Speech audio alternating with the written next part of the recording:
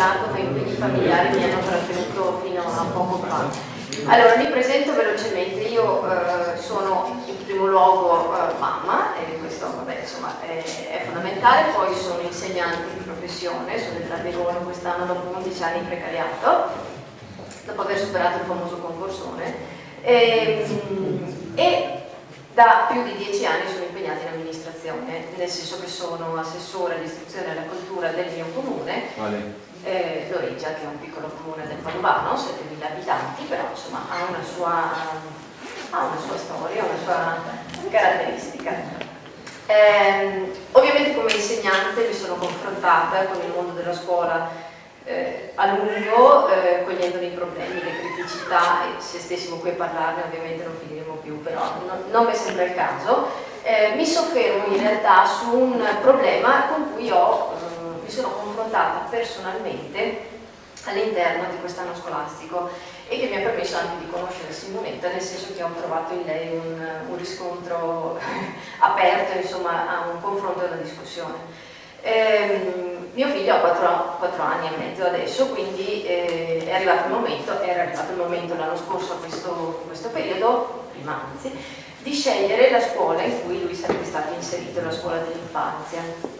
In realtà all'interno del mio comune non c'era tanta scelta, nel senso che esistono 2 scuole paritarie gestite dalla parrocchia in ambedue i casi, una del capoluogo e una della frazione. Se avessi voluto inserirlo in una scuola statale avrei dovuto spostarlo in un altro comune, decontestualizzandolo rispetto al suo territorio, rispetto alle possibili amicizie, e comunque inserendomi in una graduatoria che probabilmente mi avrebbe escluso proprio perché esterna.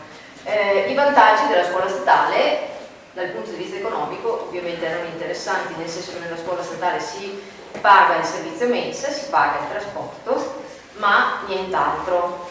La retta mediamente della scuola paritaria è doppia, parliamo di 120, ma può essere anche di più al mese.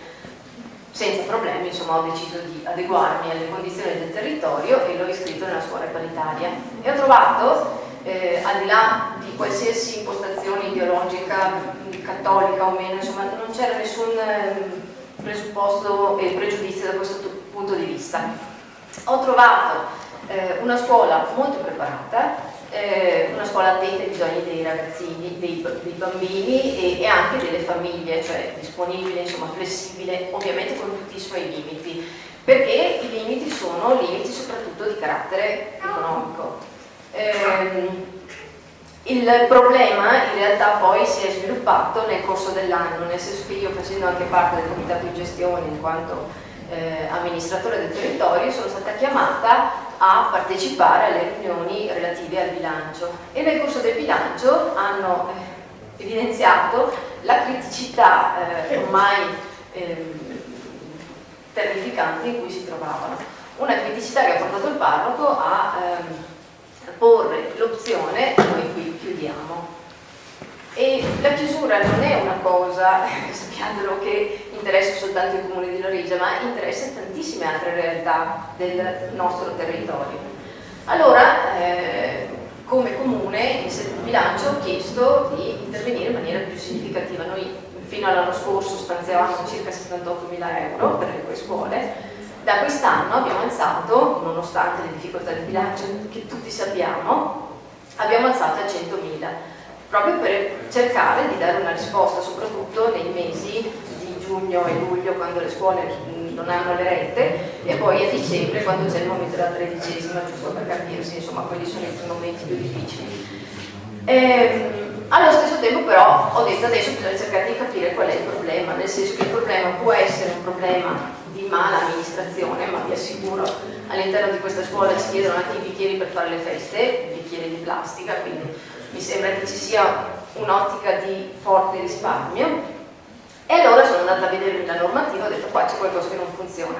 Quello che non funziona, ed è un aspetto del Veneto che manca da certi punti di vista, è il ritardo cronico che sia la Regione che lo Stato hanno dimostrato nei confronti di queste scuole, che vengono considerate scuole paritarie, qualificate, con tutte le caratteristiche propri di una scuola qualsiasi, lo dice l'articolo 33 della Costituzione, non lo dico io, insomma, se sono riconosciute come tali possono avere la loro valenza, però i contributi arrivano con dei ritardi terrificanti. La Regione contribuisce poco e in maniera confusa, non si capisce neanche proprio tanto.